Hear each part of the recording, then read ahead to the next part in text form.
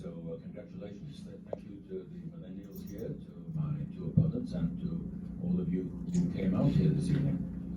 So hello to all the millennials out there, and hello from a baby boomer. That's me. I suspect there are many baby boomers out there too listening in, and I see one or two in the audience among many of my old friends. So baby boomer used to mean young at one time. It means something not quite the same these days, but I can tell you it's difficult to believe.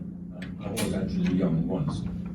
And I had hopes and aspirations and fears, as I suspect many young people these days do. So I took a quick poll of millennials in my orbit. It turns out there are two things that concern them most. One is something very tiny. It causes the pandemic, and the other is something very large, and that is climate change.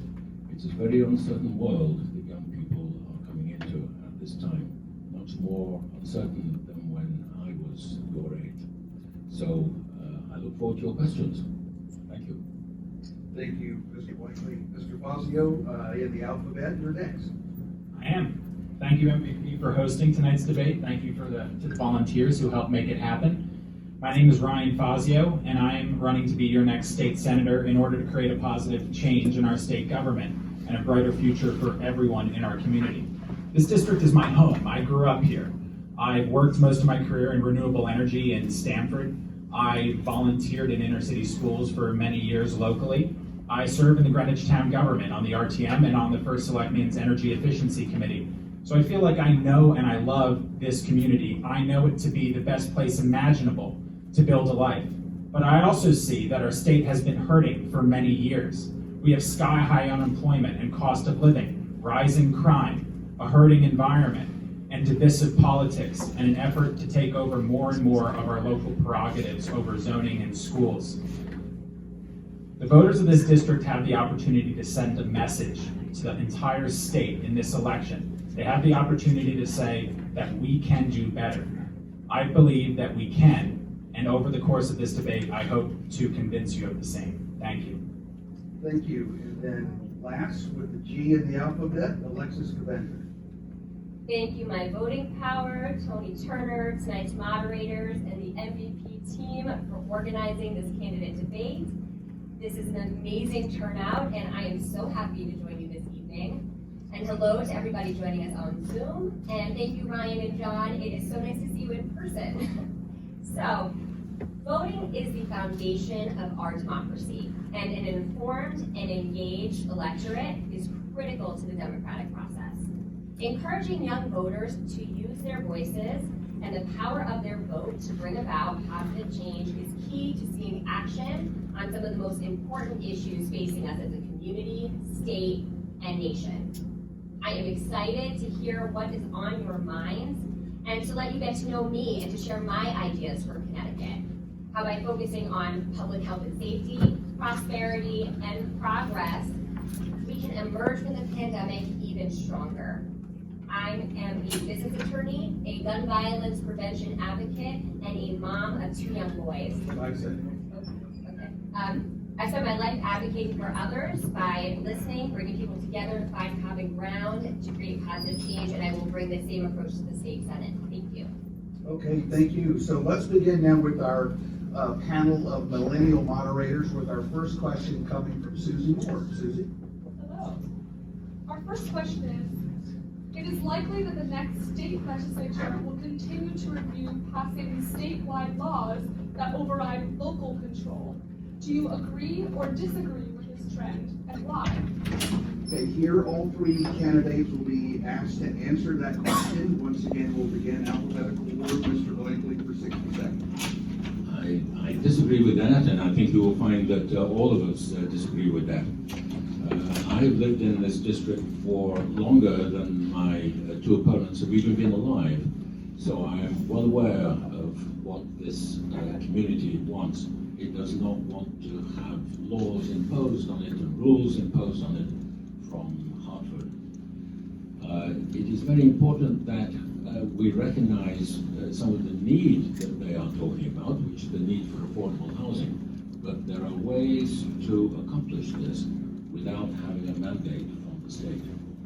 In particular, we should be looking at the Housing Trust Fund, and some of you, most of you must know, this is a fund that was set up in Stamford, and the fund is being set up in Greenwich, and there is every possibility that some portion of the American Rescue Package from Washington, some $40 million, may be available, or some portion of it anyway, to go into the trust fund, which will be very appropriate in terms of creating affordable housing in our community.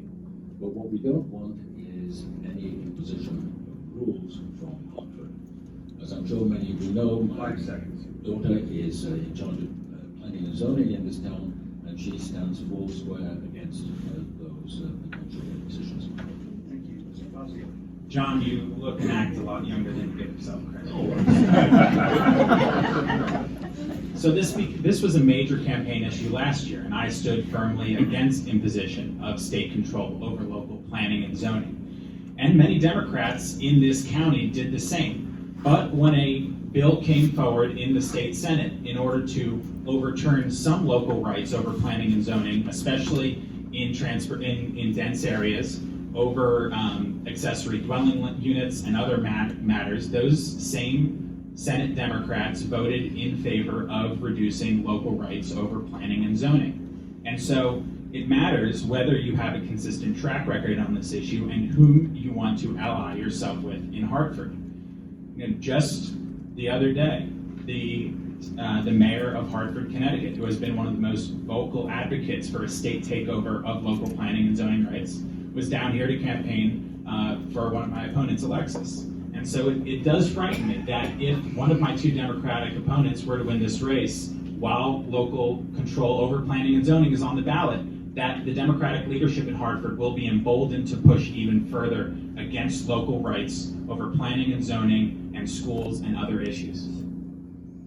Perfect time. I was almost ready to call 5 seconds. And Ms. Gavanter. Hi. I have been clear since the beginning of this campaign, and really my whole life, that I, of course, think while affordable housing is an important thing, we want our teachers to be able to live here, our firefighters, our police, our nurses. We want our children to afford to come back here after college, and we want our seniors to want to be able to retire here. Affordable housing is important, but I can't be more clear that I fully support and would fully advocate for local control and would oppose anything to the contrary.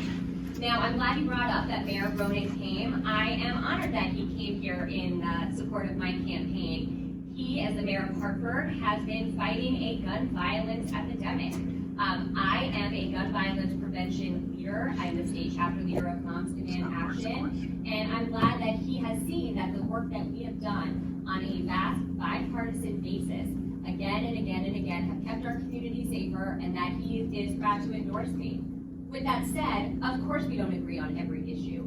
I think that this is what's unique about my candidacy. I am somebody that works with everybody. I listen, I find common ground, I build coalitions to create positive change. And so, my God, I don't know how we would get anything done in Hartford if we couldn't work together, just for example, on gun safety because we disagree on zoning. And that's going to be the truth on every single issue that I come to fight for in Hartford. Okay, time. All right, our next question is from Peter Negria, from our panelist and moderators. Peter? Hello. What has been the impact, if any, of the police accountability bill, specifically in the 36th district? And do you think that impact has been largely positive or negative, and why? We'll go in reverse just to mix it up a little, so Ms. Gavanter be first on that, please, and we'll go Fazio and then one. Sure. So the police accountability bill, I was just reading this morning that our police are engaging in de-escalation tactics and all sorts of other things. So I think it brought a lot of important issues to the forefront, which is a good thing. I have been a full and vocal supporter of fully funding our police. I think that's extremely important. Again, as the state chapter leader of Moms Demand Action, a gun violence prevention group, I have fought to make sure that we are keeping our communities, our schools, and our families safe. And I've done that by working with police. So, for example, there was a law just this past session, or 2 ago, I suppose, on safe storage of guns in cars. Now, as there's been a rise of car thefts, thank God that we have guns securely stored in their cars so that the that those guns can't be used in even further escalating times. Also worked with the police on gun safety education. I mean, our police are so important, and I would work with them every single day as a state senator, as I have as a leader in the gun violence prevention movement. Okay, Mr. Fazio, same question. When this debate came up last summer about policing in Connecticut, I was vocally against the police reform bill that was swept into law in the middle of the night in the summer of 2020. I warned, as did other candidates, that this would lead to a massive precipitation of more crime and violence, specifically in the most vulnerable neighborhoods in our state. What subsequently occurred is exactly that. In 2020, there was over a 30% increase in homicides in our state's biggest cities. In 2020, there was over a 40% increase in car thefts all across the state. Local police have been undermined and demoralized. That's why last year, Stamford and Greenwich's police unions took the historic move of endorsing my candidacy. And if I'm allowed to break some news tonight, they will also be announcing this week that they are supporting me once again.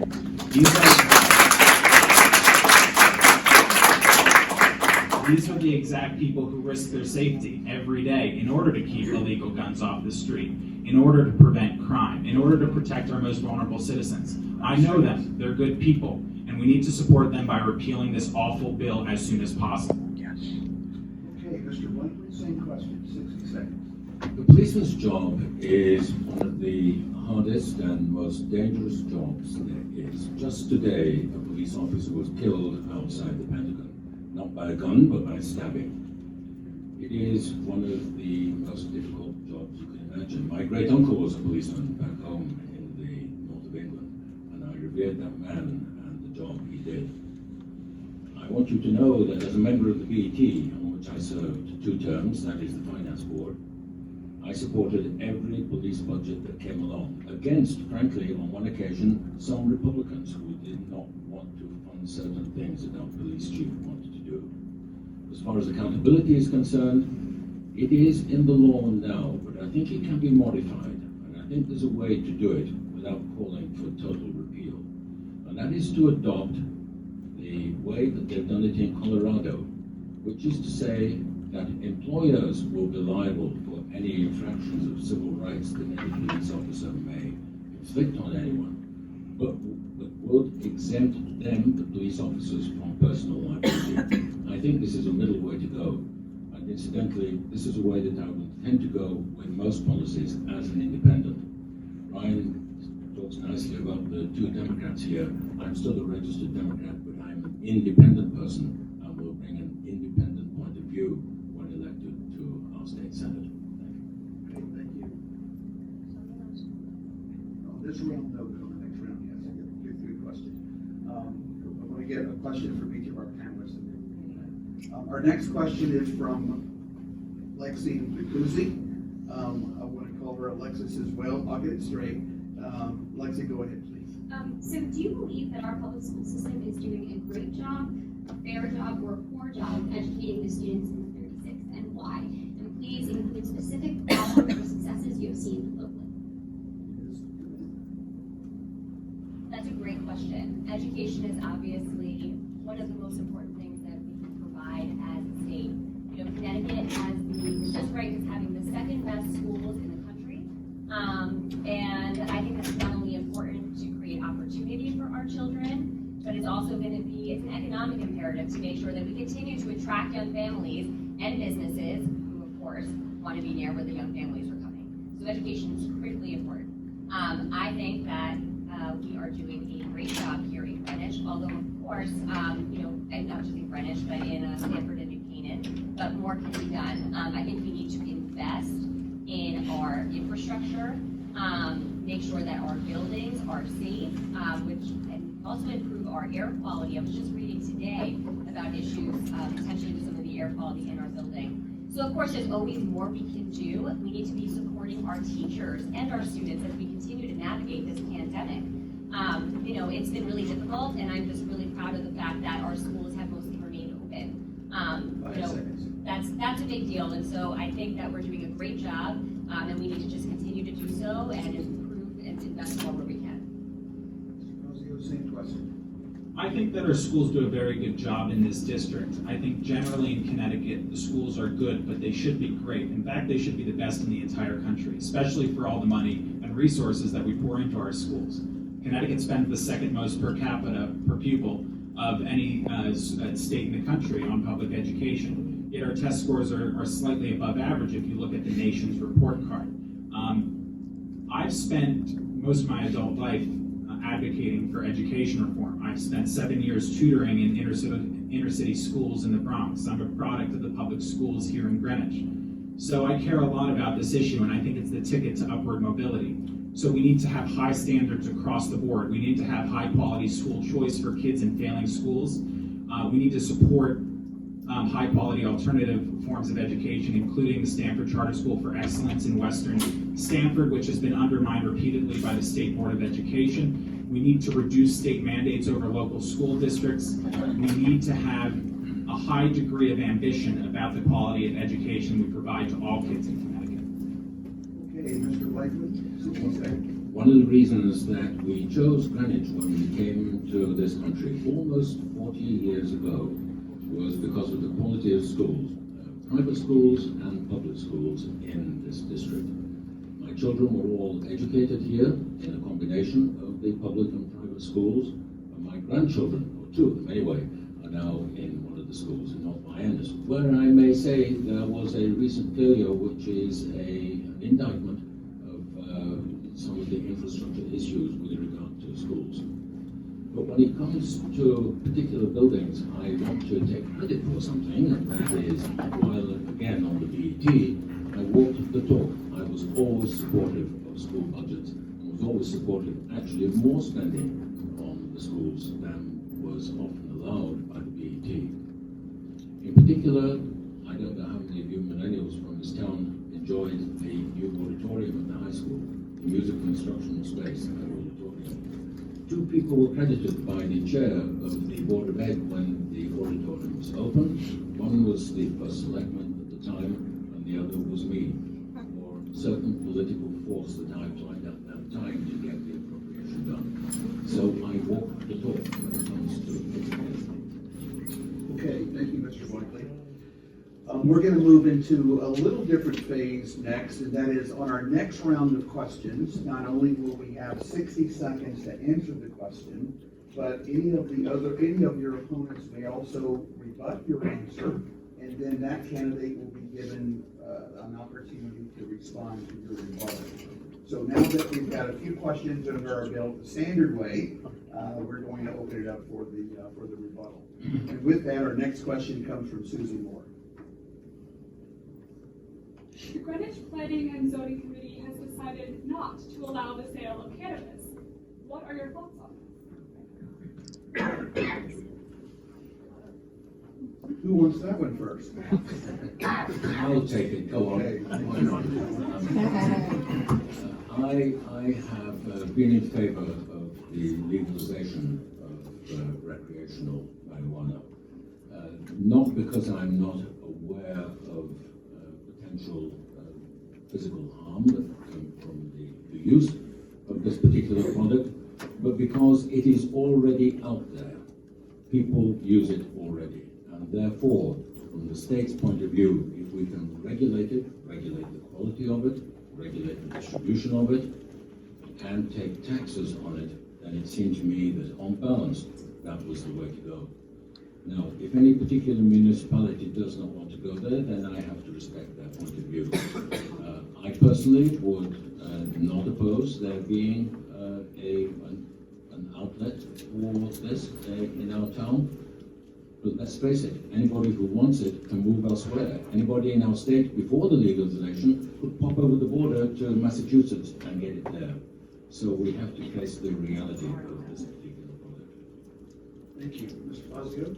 I am to cross the aisle with my Democrat friend, Mr. Blankley here. There are circumstances in which I would be in favor of a legalization regime in Connecticut. I'm very concerned that the bill that passed the state legislature in the past year was not a good one. It was full of pork, carve-outs, and the regulatory regime is probably not tight enough to keep, for instance, marijuana out of the system of motorists. and it doesn't give police enough leeway in order to prosecute people who have been driving under the influence. I also support strongly the rights of municipalities, as I discussed before, to regulate it more tightly or ban the sale and distribution of it in their city. So it's something that I think is a totally fair decision by the town of Greenwich or any other town that would take that approach in Connecticut.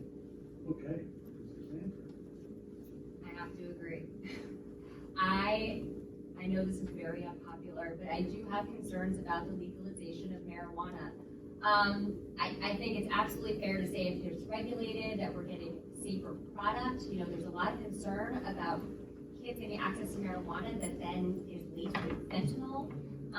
You know, I understand taxes are being, you know, lost to other states, and not a lot of kids are getting it anyway, or people are getting it anyway. But I tend to always want to follow the science, and it does show that children's brains are developing up until they are 25 years old. And I do have real concerns about the normalization of marijuana once it's legal.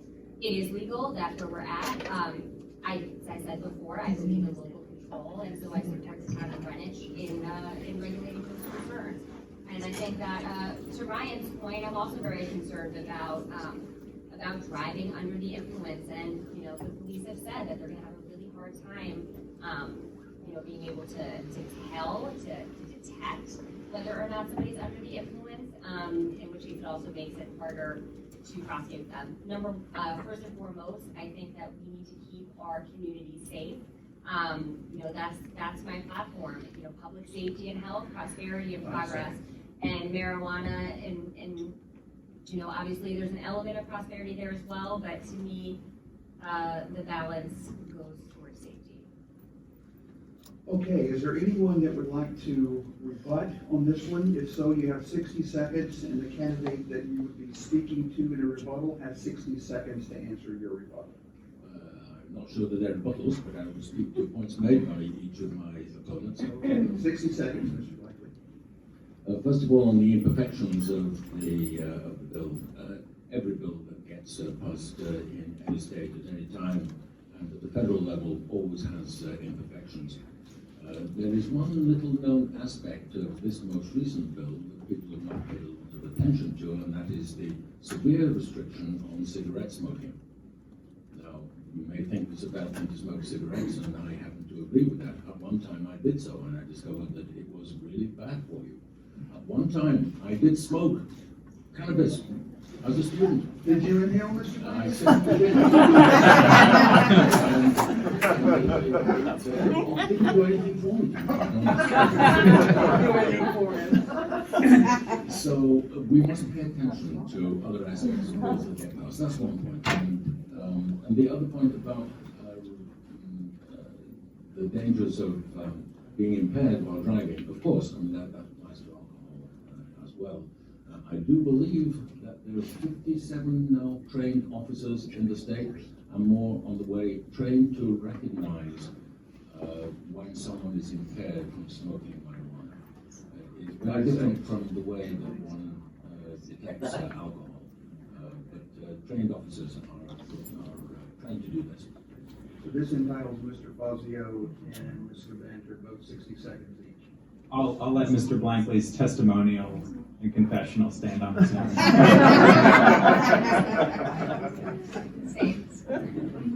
Okay, that one was easy. Our next question comes from Peter DeGria of our Millennial Panelist. Peter? Are there enough career-oriented, good-paying jobs for recent college graduates in the 36th district, given the cost of living here? If not, is this something that a legislator can address? And how would you promote employment opportunities, specifically for this age group? Okay, we're back to alphabetical. Mr. Blankley, 60 seconds. I own a company based in the state, in Shelton. I started this company 20 years ago. It's an IT company. It has created dozens of jobs in our state. So I know about creating companies, I know about creating jobs, and I know about the education needed in order to take some of these jobs. You can't get employment in my company unless you have a degree in information technology. There are two great places for that in our state. One is Connecticut and the other is Fairfield U. And quite a number of our employees honesty. So it starts in terms of jobs, it starts with education. Education generally, of course, but I would say that there is something more specific we should be doing with regard to technical education. There are 17 technical colleges in our state, and they are not producing enough engineers and young qualified technical people for the jobs that are available, particularly at Electric Boat in Groton, London. So job creation is important, and it starts with education. And by the way, we are hiring. The state of Connecticut has utterly failed to create economic opportunity for all people, but especially young people and people looking to climb the first few rungs of life's ladder. Just the other week, we found out that Connecticut now has tied for the highest unemployment rate in the country. We have the 4th lowest rate of economic growth in the entire country over the last decade, in which time one party has held complete control of our state government. And they've used their power to raise your taxes over and over again to the point that Connecticut now has the 2nd highest tax rate in the entire country. And for the next generation, we also have the 2nd highest debt burden for you to pay. So this is the most important, probably chronic issue in Connecticut. And so we need an utter and clear and total change of direction in our economic policy in this state. Lower taxes on all families across the board. We need to improve regulations to reduce the cost of healthcare and electricity. We need to reform our state's unfunded debt and pension liabilities so that the next generation can afford to live here. This is the pressing and generational issue in Connecticut. And without change, without making a statement in this election, there will be no hope for the next generation in Connecticut. I believe if we do make that change, however, that the best days can still be ahead of us.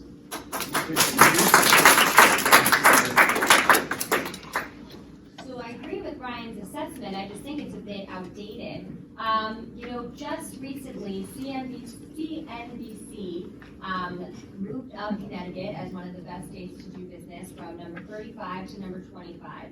And then when taking into account also the best places to do business, period, looking into also the natural beauty of a place, the education, which goes to your question as well, it went up to top 10 in the country. And so, look, in just the past few months, we have brought in 4 large companies right into our district that brought in over 500 jobs. We are seeing office space through the roof in terms of the real estate boom there, with companies wanting to come in. That's because people are leaving New York City. And we are seeing young families coming from all over to Connecticut so that they can come and get these jobs. I agree, absolutely, there's more to be done, but we are on the right path. We must continue to lower taxes. We must consider repealing, including lower taxes, repealing the estate tax so we're not losing our seniors and that we're keeping our tax revenue base strong so that we can continue to do things like invest in education. Education, absolutely, we need an educated workforce, which actually we have, but we need to continue to do that. We've just passed debt-free community college in Connecticut, which is a huge deal. And then also in terms of investing in education, Ryan has voted just recently in support of a $3 million cut to our education. Okay, so we have a rebuttal to any of this, so, Mr. Blankley, we started with you last time. Yes, I'm gonna call on Mr. Fazio for the rebuttal, and then whoever he's rebutting, you have 60 seconds to respond as well. Right? Okay, so first of all, I voted for 2 budgets on the RTM. The first one, in the worst pandemic in 100 years, increased the education budget by 1.1%, and the subsequent budget increased the education spend by over 5%. I believe in fully funding education in this town, and we have done exactly that. Second, I think we now have a clear difference between me and Mrs. Gavanter about the correct approach to economics in the state of Connecticut. She thinks that we are on the right path. She thinks that this is a fertile ground for business creation. I think that's impossible to square with the fact that we now have tied for the highest unemployment rate in the country, and that we have the 4th lowest population growth in the country according to the U.S. Census, and that we have the 4th lowest rate of economic growth in the country according to the Bureau of Economic Analysis. These are the facts. They're inescapable. They're indisputable. And quite frankly, I think if you think that's good enough, that you have an extremely low standard for the people of this district and this state. I know that we can do better. We have all the assets necessary to succeed fabulously. As Mrs. Gavanter said, great people, natural beauty, prime location. The only thing we're missing is the right leadership in Hartford. And that's why in this election, we need to send a message loud and clear that it's time for a change to our policies in Hartford. Hear, hear.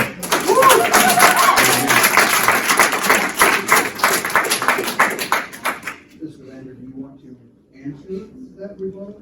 Yes. Okay, and then we'll go to Mr. Blank. Okay. Great. So look, we are dealing with 40 years of mismanagement here in Connecticut. There's no question. That is why we've had underfunded pensions. That is why we had to have more taxes. However, to ignore the fact that Connecticut is in the middle of a huge turnaround is just frankly ridiculous. I think that the people in the 36th district can see, particularly even coming out of this pandemic, that we are having a flood of families moving here, bidding wars on our That's because homes, they're leaving and New York businesses City. leaving New York to come to Connecticut. We have a no tax increase balanced budget that passed with wide bipartisan support. So we don't need to focus on the message. We need to work together to continue to keep our They're taxes raising the low taxes in the and city. even That's why lower people are them. moving We here. continue to pay down our debt, and we continue to It's not then rocket invest science. in things that are critical, like education. You know, during the pandemic, when teachers and students were struggling in order to keep our schools open and to continue to learn, often by hybrid and other remote options, you know, I think that's when we needed to not looking into making cuts from what was already a proposed necessary budget. And now Mr. Blank. I used to be employed by a large international company, and I was in charge of planning. One of the things you do in planning, you look at strengths and weaknesses and trends. And one of the trends that we've seen over the past dozen years is the trend away from employment in banking. We will never get back to the employment levels that we had in the capital industry that we had before 2008. It's just not going to happen. This has been one of the major trends. It is not because of tax policy, it is because of trends generally in the marketplace that we have to think about. So as a professional planner, this is something that we need to take account of. And let's just deal with this issue of lower taxes and less regulation. Let us face the fact that there is no possibility of reducing taxes in our state. I say in my palm card, which you can find outside, and I've said in my campaign and on my website, the best we can do is to hold the line on taxes. There is no possibility of reducing taxes. I'm going to put on my severest CFO face and tell you that it's just not possible. The numbers aren't there. And if I hear anything about 4 to 5 billion, or 5 to 6 billion, whatever it was, if you said once, right, in terms of tax carve-outs or whatever, they do not exist. As for regulation, it's an old Republican saw. In my business, there has been no regulation that has held me back. Quite the contrary, we have to comply with regulation. We are HIPAA compliant. We do a lot of work for doctors and hospitals. Okay, your time is up. Thank you, Mr. Blank. Rebuttal, 60 seconds. Yes, please. So if the second highest tax state in the country can't do anything ever to lower its taxes, what are the other 48 states below us so great at that we can't do in Connecticut? Again, I just have higher standards for the state of Connecticut, I think, than a lot of the Democratic candidates for office locally generally, not just on the dais here.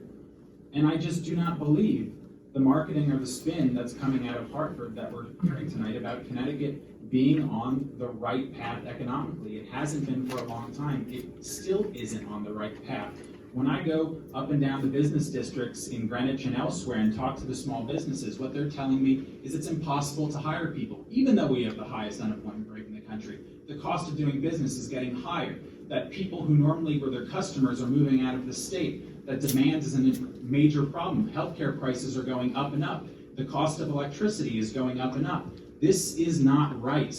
We can do so much better in Connecticut, but it's going to take a change in leadership first.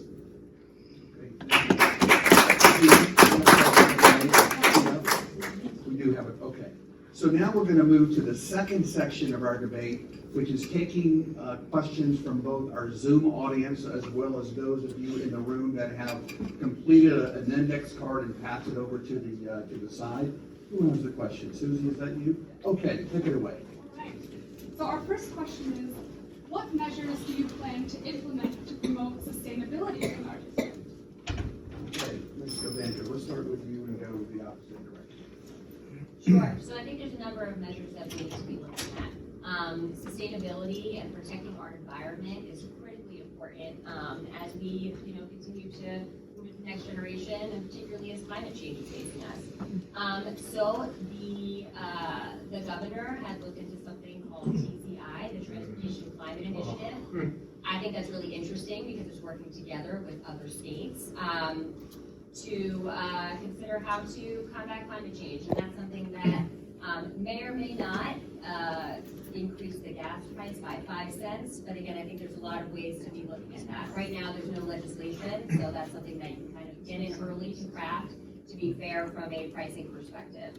Another thing is we want to be promoting investment in our rail and in keeping our roads healthy and safe and to limit congestion. And so we're really lucky that right now we're about to receive a lot of money, hopefully from a federal, infrastructure bill. That's going to be a big deal to be investing in sustainability in terms of our roads, our rail, also encouraging battery charged cars. And so I think there's a lot of different things we need to look at. We also need to be considering our air and water quality. Particularly in Stamford, there's issues about this in the area. So I think that we need to be looking at it holistically, and we have a responsibility to be considering all options to make sure to protect our earth. We can protect our environment in the state without increasing the cost of living and destroying jobs in the process. The TCI is a new gas tax. It's already too expensive to live here, and I'm entirely opposed to it. I don't think a 5-cent increase in the cost of anything 5% increase in the cost of anything in the state is tolerable at this point. I think the way forward is to look at some of our municipal leaders who have done a great job of being good stewards of the environment and extending that across the state. I see Fred Camillo in the background, our first selectman, and he's been a great champion of the environment and conservation. I sit on the first selectman's energy efficiency committee in town, and we're already starting to do good work about creating a blueprint for what it looks like to be good conservationists, improve your environmental footprint while also reducing costs and protecting the taxpayer.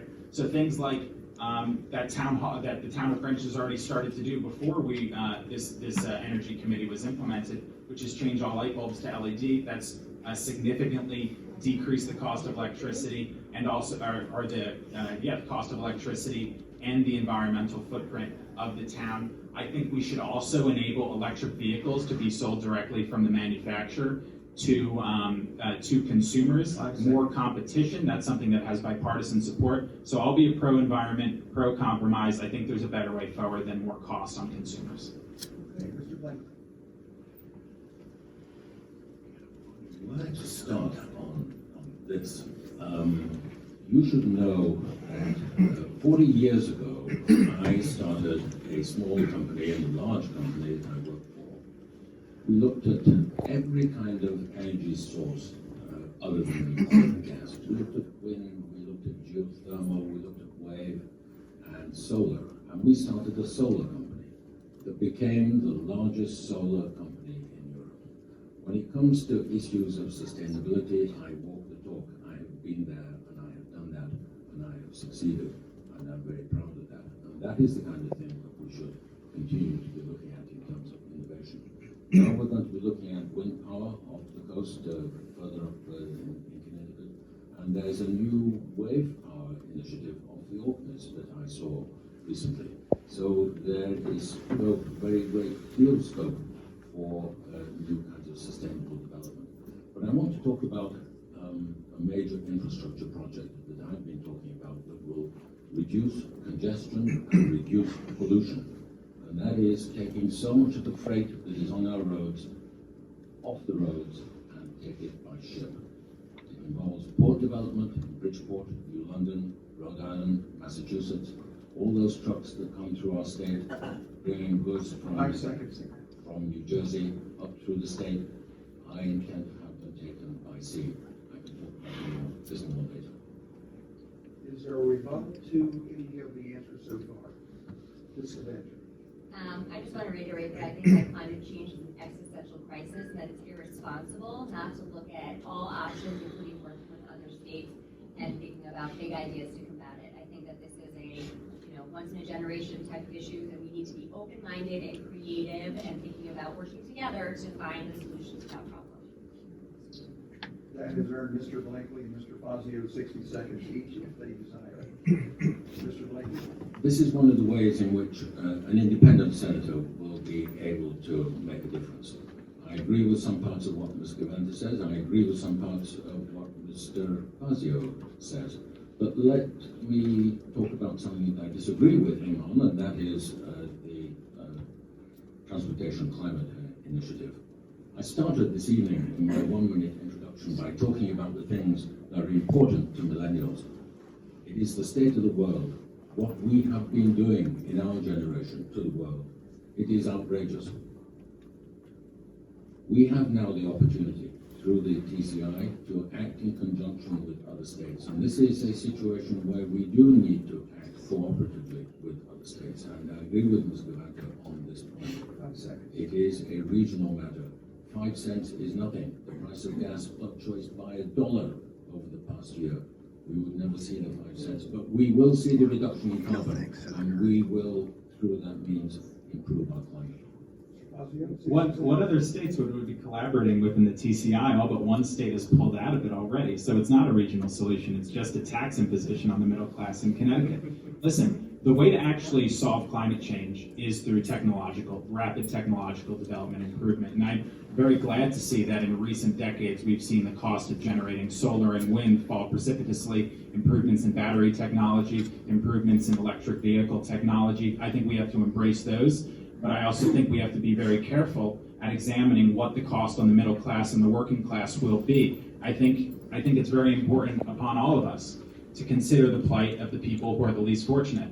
And all of these taxes that my opponents are talking about, TCI, gas tax, whatever, they're regressive. And we need no more regressive taxes in a state where poverty has increased over the last 30 years. We're going to move now to the final stage of section 2, which is taking one more question from the audience, meaning either an index card that has been turned in here, or the QR code with the Google form, or coming in over a laptop from our 400 or so Zoom watchers. And once we have that question, then we'll move into our third and final section of the debate, where our candidates will be able to ask each other questions. Okay. So, who has the next question from the audience? Peter? Previous state senators for the 36th district have either been strong proponents or strong opponents of tolls. What is your position on tolls, and how will it affect younger residents of the 36th district? Mr. Blank. I spoke the RTM 2 years ago, I think it was, in opposition to tolls. My opposition came from two sources. One was that it is a regressive tax, and I'm very pleased to see that Mr. Fazio agrees with me that regressive taxes are not good. I disagree with him as far as TCI is concerned. It's not regressive. However, tolling is a regressive tax. Tolling is something that would be an imposition on the middle class in our state. I know all the stories about taxing, all the traffic that comes through and what happens in other states and so on and so forth. But when I spoke to the RTM, I said, first of all, it's regressive, and second of all, take my company, based in Shelton. I have over 40 employees. Half of them are out on the road at any one time. This will be a severe imposition on companies who need to send their engineers out and meet and deal with customers, as we do in my business.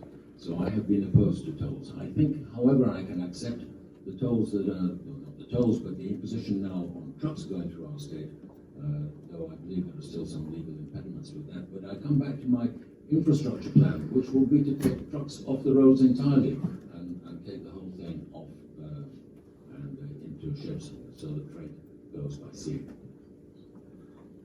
So I've long been on the record against tolls. I think it's an unreasonable tax on the middle class and the working class in this state. As Mr. Blankley said, I am happy that both Ms. Gavanter and Mr. Blankley will say tonight that they're against tolls. I am, however, unhappy that they say that they're for a new gas tax in the TCI, and that'll have a very similar, if not the same effect on middle-class residents of our district.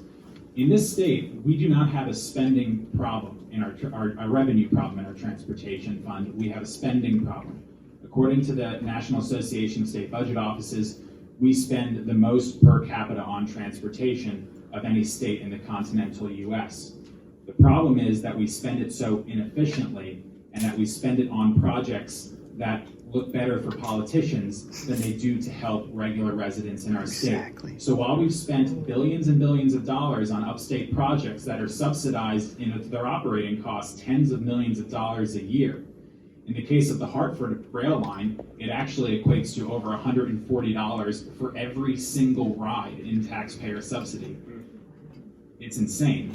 Meanwhile, the vital infrastructure downstate, like Metro North and I-95, go neglected. The speed of the trains slow down on Metro North. The traffic gets worse and worse down here. We need to focus our funding that is plentiful on vital infrastructure in this part of the state. Okay, yes, go ahead. I also oppose tolls. I think that what we need to create is a stable environment for businesses to come in. And they're encouraged to come in when they find the business environment and the financial environment predictable. So of course, one of my top priorities is to be continuing to bring businesses to Connecticut so that we can create jobs. And so I do oppose tolls. With that said, I agree we need to be investing in our infrastructure. I will be a vocal advocate for making sure that we bring as many dollars down here to our district to invest in rail and in our roads. We are the place in the state that needs it most. And so, that includes also addressing, as we do continue to work on our infrastructure projects, particularly a new I-95, making sure we're considering state-of-the-art technology, such as quiet pavement technology, considering when we're fixing our bridges, that they are safe and that, again, they are less noisy. I think people in our district are keenly aware of how much that impacts our quality of life, and so I really want to have an intense focus on that. In addition to improving our rail, because once again, access to New York and to Stamford and all of our cultural centers is a big reason why people move here, and so I just want to make sure that we get as many transportation dollars here as possible.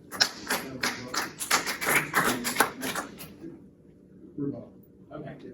I just wanted to echo Mrs. Gavanter's call to study quiet pavement and quiet joint technology on bridges locally, potentially to reduce noise pollution on 95 for some of our downtown residents. Okay, thank you. Our team of millennials have signaled that they would like to ask one more question that comes from the audience. You can tell who's really in charge here tonight, right? So Lexi, you have that final question of section 2 of our debate. Okay. Thank you. So I'd like to ask, what are your views on implementing critical race theory into our curriculum in our community's public schools? Ms. Gavanter, we'll start with you and go the opposite direction. So I absolutely oppose critical race theory being in our public schools, with then support local control over our local curriculums. No question. As a mom, I feel really strongly that we need age-appropriate and apolitical education in our schools. Period, end of sentence. With that said, I haven't heard of any critical race theory being pushed into our public schools. And I've been asking around because I'm hearing parental concerns. And I understand that as a mom, we need to know what's being taught in our schools. But it seems to be a bit of a distraction from what is actually a concern, which is investing in our education. And again, I just haven't heard no movement or efforts anywhere to introduce critical race theory into our schools.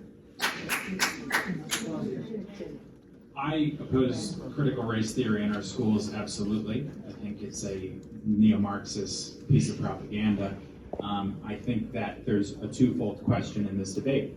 both what we're teaching our kids in schools and what we're not teaching our kids in schools. So what we're not teaching our kids in schools is the actual truth and facts about our system of government and our nation's history. There's a study a few years back that found that less than 20% of Americans under the age of 40 could pass a citizenship exam. Basic facts about our country. It's a lot easier to hate our country when you don't know the truth about our country. We don't need to teach politics one way or the other, left or right in our country. We just need to teach the facts to prepare young Americans for citizenship later in life. So as your state senator, I would propose a standard that in order to pass a civics requirement in our nation's high schools, that all kids in Connecticut should have to pass the citizenship exam or something of the like, the basic facts. That will also crowd out any effort to teach politics in our state's classrooms. I think that there is a reasonable way forward, and I hope that I can create some bipartisan consensus on this matter. Yeah, you're here. Absolutely. And Mr. Blankley, 60 seconds. Well, I studied history at Oxford. And that's important because it was very critical, to use an apposite word, to get the facts right. You should not believe, for example, what Mr. Shakespeare said about Richard III. He wasn't a hunchback, you know. He did that in order to please the Tudors. So history gets written in every generation, gets updated by every generation, and is changed in every generation. History isn't factual per se, it is an ongoing stream of thought, new fact, and new interpretation. Now, as far as this particular question is concerned, critical race theory is not taught in our schools. It's a graduate level course, and the whole purpose of it was to bring to light aspects of the history of the country that have not been known before. And quite honestly, if you look at the Tulsa Massacre in 1921, the year when my mother was born, incidentally, who knew about it? I didn't know about it. It's very important that that is a factual matter and should be taught as part of history. And when it comes to citizenship, I passed the citizenship exam. I want you to know that. Well done. Thank you. All right, let's move now to the third section of our debate, which is the opportunity for the candidates to ask each other questions. Just a friendly reminder on the time allotment. When you ask one of your opponents a question, you have up to 60 seconds to ask the question. The opponent you're asking the question of has 90 seconds to respond. You then have 30 seconds as a follow-up if you desire to have a follow-up question. And then the candidate, again, to whom you're asking the question has 90 seconds. So that is the way the time allotment will go for our third and final section. Mr. Fazio, you have not had the opportunity to be first yet, so I'm going to call on you to be first to ask your question of either of the two candidates or both. Okay. Mrs. Gavanter, we learned a little bit about your bio in our Joe Kelly radio show, and you have an interesting bio. You said you lived many years in San Francisco and New York before moving to Connecticut, and I wondered if there were any public policies in those cities that you would recommend Connecticut consider implementing. Well, I would say you just misstated what I said in the Joe Kelly interview, but that's okay. So I was in New York where my husband was working in Greenwich, right across the street, still is, when we were transferred to San Francisco for a couple of years to help grow their office out there. And so I was a lawyer at the time and was bicoastal. So I would go, as you're right, back and forth between New York and San Francisco for a couple of years. And the deal was that once we had children, we'd be allowed to settle in Greenwich, which I am very happy. Obviously, that's why I'm here today. We were able to do. So look, I am, I think, really grateful for the fact that I was able to live in other places in the country and able to represent businesses throughout the country. What I did as a labor and employment attorney and a business attorney is I helped companies navigate complex regulatory environments all over, so we could expand, bring up jobs, and institute fair employment practices for for example, fair wages, paid family leave, non-discrimination. This is what I did and worked across the country. So as far as what I want to bring here, I think again, the idea of a pro-business environment is something that, as I brought businesses across the entire country, is something that I think is really important. And so again, that has informed my ideas about having lower taxes in order to bring companies to Connecticut. Mr. Fazio, do you have a 30-second follow-up, or you want to move to your next question? No, I can ask John this question. Okay, move to your next question. John, you have been a prominent Democratic campaigner in the town of Greenwich for years, and I wanted to know what was, in the many campaigns you ran, what was the favorite liberal or progressive cause that you fought for in your career? Well, that's an interesting question. Thank you. My favorite, I think, would be gun control.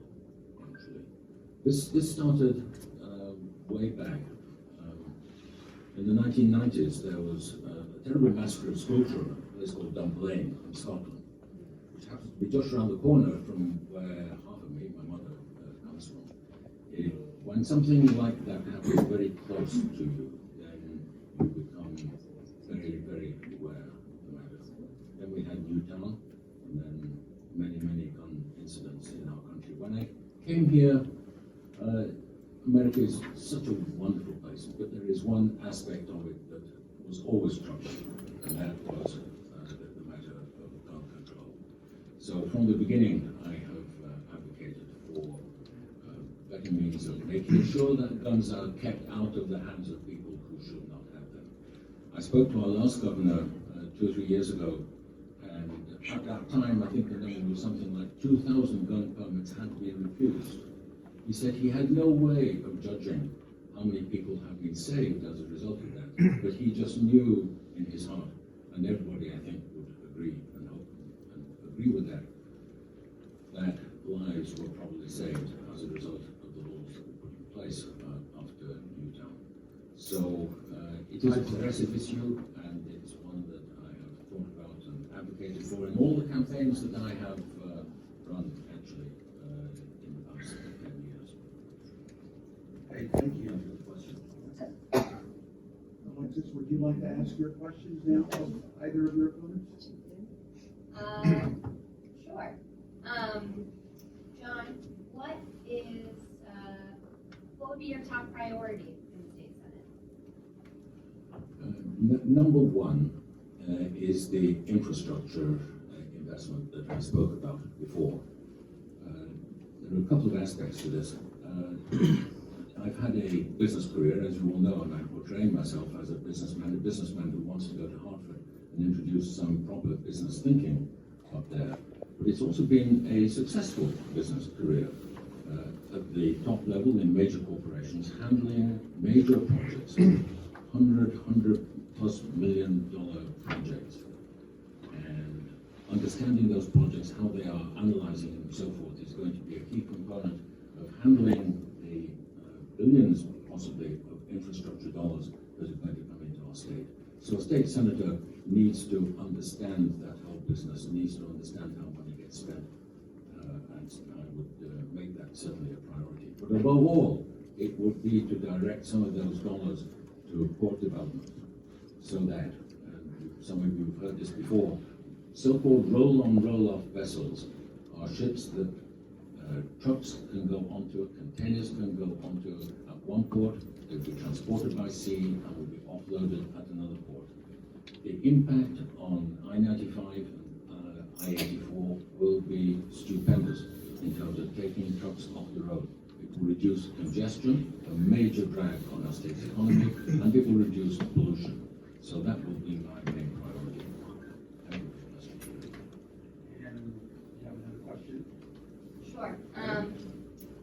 Brian, you have written that you found both Roe versus Wade and the same-sex marriage law, ruling, I should say, offensive to the rule of law. And I was just wondering if you still feel that way, and if so, if you can explain why.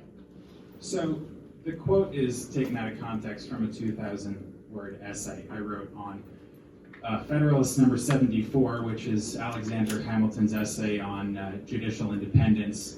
And certainly I didn't mean to touch on the underlying public policy issue, for instance, of spoken out in favor of equal rights under the law and gay marriage and so on and so forth. The underlying question of the public policy is that abortion and gay marriage are protected in law at the federal level and at the state level, and neither of those things are going to change under any circumstances. What this race, I believe, is about how our state senator can effectuate positive change on the public policy issues that are subject to change and up for debate in our state's government. And none of these social issues are ones that are subject to change. They're already codified into law.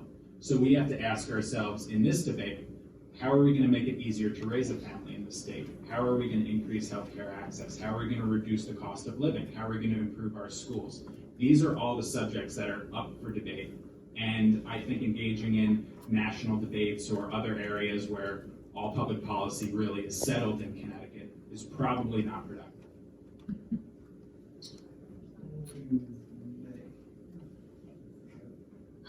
60-second rebuttal. Sure. I would just take issue with the fact that while those should be settled law, that they are, and that they're not being impacted at the state levels across the country. State legislators across the country have been passing laws to try to limit both, particularly a women's right to choose. And I think that it's really important that we stay vigilant in protecting that in Connecticut, and also to protect LGBTQ rights. So I guess I disagree.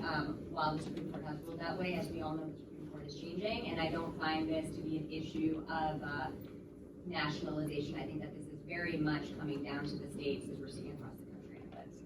Yeah, I understand that point of view. I would just say that in Connecticut, it is ironclad. There's certainly no appetite among Republicans or Democrats in the state legislature to change the underlying policy on any of those issues, even if they weren't protected by both state and federal law. So in Connecticut, I think it's very clear these policy matters are not changing.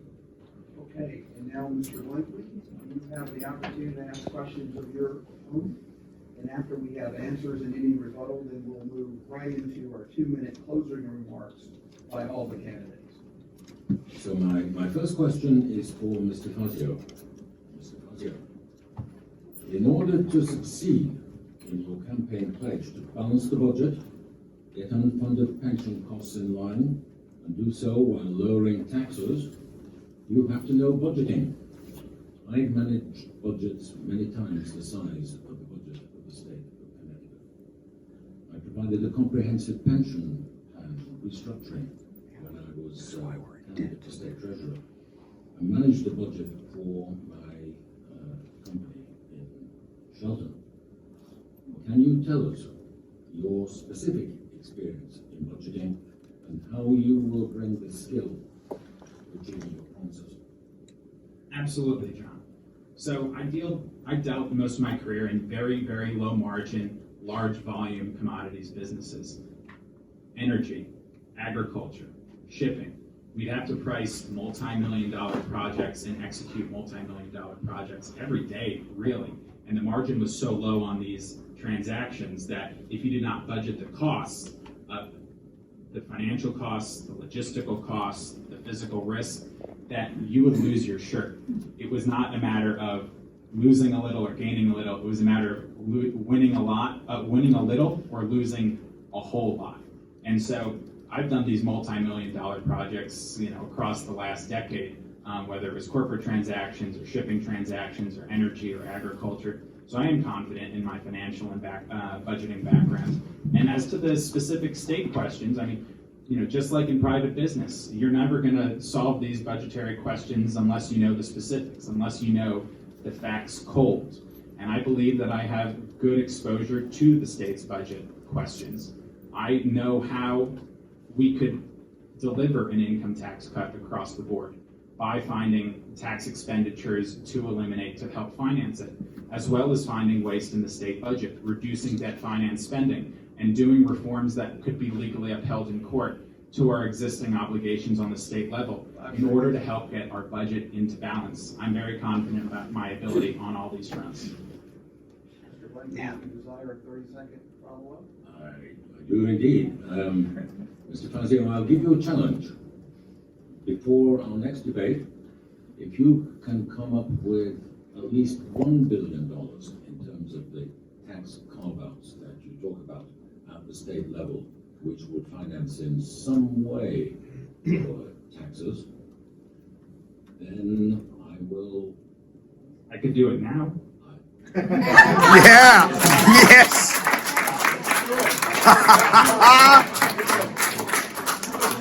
I'll be here next Friday. And I will be giving you the hard CFO look when I do so. I mean, And if you succeed in You that, do get 90 seconds. can I do it now? Okay. I mean, there's tax exemptions for buying and selling boats for any number of machinery in manufacturing. There's tax exemptions for I think data purchases and the data business in the tax code. Again, the Office of Fiscal Analysis releases a report on tax expenditures. It's anywhere from 5 to 6 billion, depending on whether you count it in dynamic or static terms, meaning if you raised it, would you be reducing economic growth, so you're losing out on some of the revenue.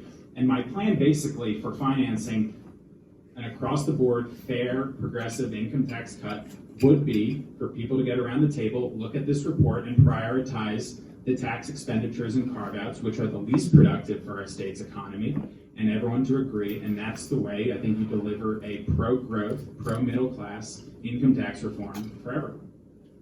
can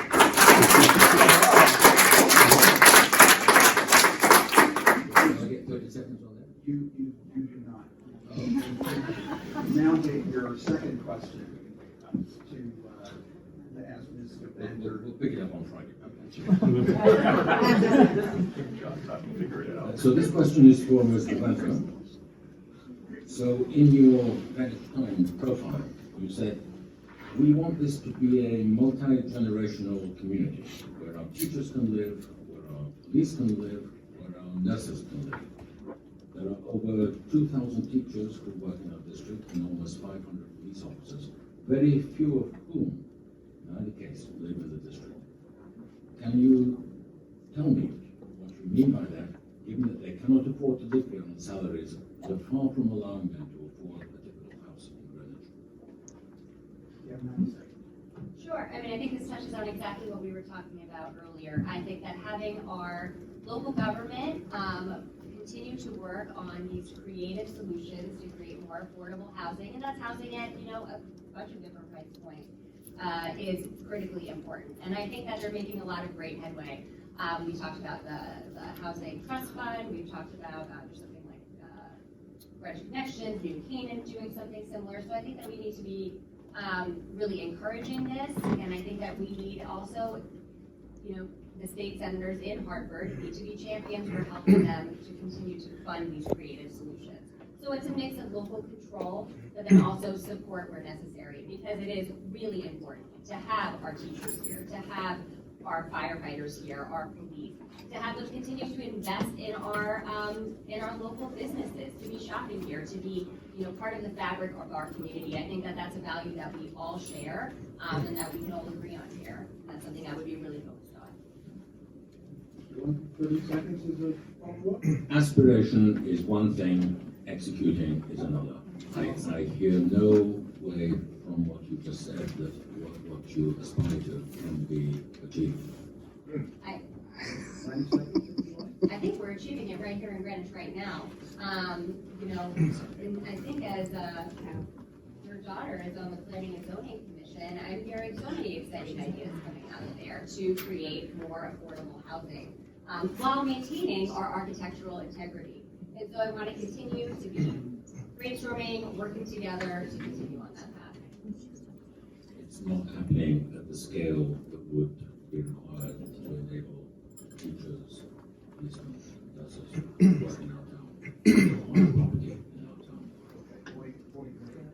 Let's move now into the final section of our debate, which is the 2-minute closing 2-minute closing remarks. Ms. Gavanter, let's start with you. Sure. This has been a great evening, and I just want to thank everybody who joined, the MVP team, everybody here in the audience and on Zoom, and Ryan and John. It's been really great to exchange ideas. And of course, listening and working together to get things done is what I'm all about. And so listening to what the concerns are of the millennials, of which I think I'm the oldest age of, is always a good thing. So, I want to use this game skill set, to focus on public safety, which includes public health, emerging from this pandemic stronger than ever, and also includes continuing to focus on gun violence prevention and supporting our police officers and our firefighters. I want to focus on prosperity, which, as we've talked about extensively today, is about lowering taxes and bringing jobs into our community, and also investing in our education. And then, of course, progress. So that includes not only protecting our environment, which you've talked about, but also protecting and expanding voting rights, which is something that's critically important. Expanding women's rights, ensuring equality. These are things that I would remain vigilant about and focus on. And so, again, I thank you for your time, and I'm excited to continue this conversation on Friday.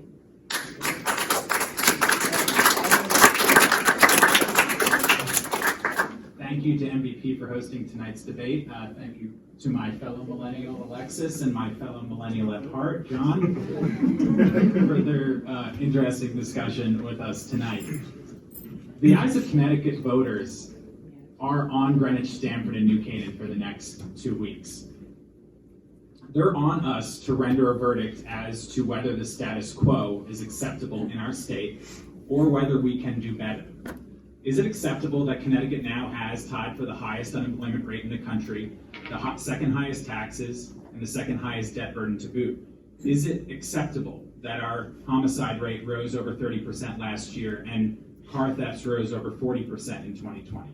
Is it acceptable that the state government continues to restrict our personal freedoms and undermine local control of town planning and zoning? Is it acceptable that one party has had complete control for the past 12 years and there's so little compromise and bipartisanship in our state? If someone wanted to hand Democratic leaders in the Senate a supermajority with this special election to advance a statewide property tax, more state control, more unsafe policing policies, I understand why you would vote for a Democratic candidate. But if you believe we can do better, I would like to offer a different suggestion. I know we can do better because I know the character of this community. So let's bring people together from across the aisle to cut taxes, reduce the cost of healthcare and electricity. Let's support our local police and reduce crime. Let's protect personal freedoms and local control over our schools and town planning and zoning. Let's bring everyone together from across our community. So on August 17th, I kindly ask for your confidence to serve you in our state Senate so we can create a brighter future for everyone in our state.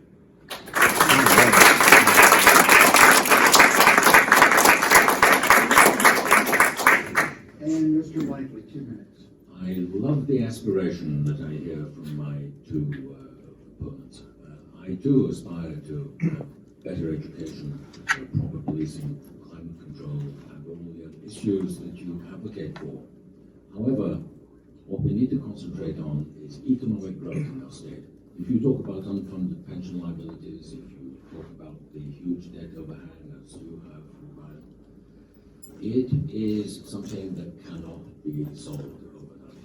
This is the kind of thing that is going to take us years to work our way out from. And the best way to do that is to elect an independent senator who will go up to Harvard. An independent senator with business background at the corporate level, business background in terms of creating jobs as an entrepreneur in our state, and someone who has had government experience, working with the police, working with schools, and advocating for them, and passing budgets in their favor.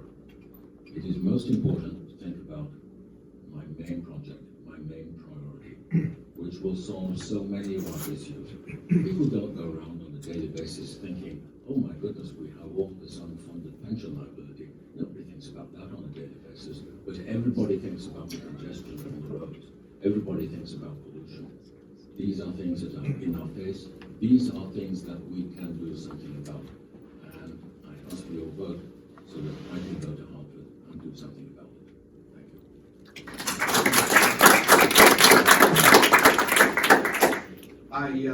I've got a couple of remarks. One remark would be when the idea was first put forward of allowing the candidates to ask each other questions, that raised a lot of eyebrows. But these candidates tonight have proven to be of very high caliber. They kept it fair, they kept it civil, and I want to tip my hat to all three of them. Let's give them a